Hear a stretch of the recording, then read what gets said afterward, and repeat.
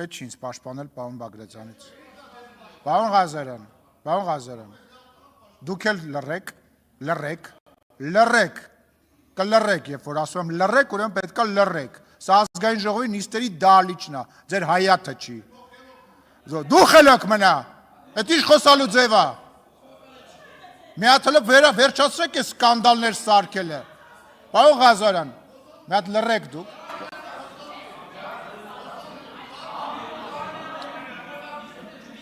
Ես ուզում եմ հասկանամ, դուք այսքան ժամանակ մի հատ ելույթ չեք ունեցել։ Ուրեմն ձեր խմբակցությունը կարգի հրավիրեք։ Պարոն Ղազարյանը իրան իրավունք է վերապահում, դահլիճ չմտած ընդեղ աստիճանավանդակից հրահանգներ է տալիս։ Մյուս պատգամավորը ինձ ասում է ես կորոշեմ, երբ եմ խոսալու, կարգի հրավիրեք ձեր խմբակցությունը, թե չէ ես կարգի կհրավիրեմ։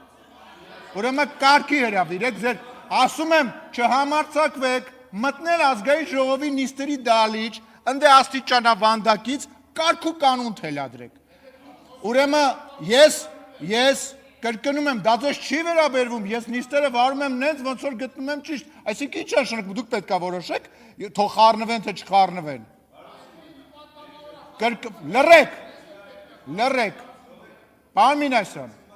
Մինասյան,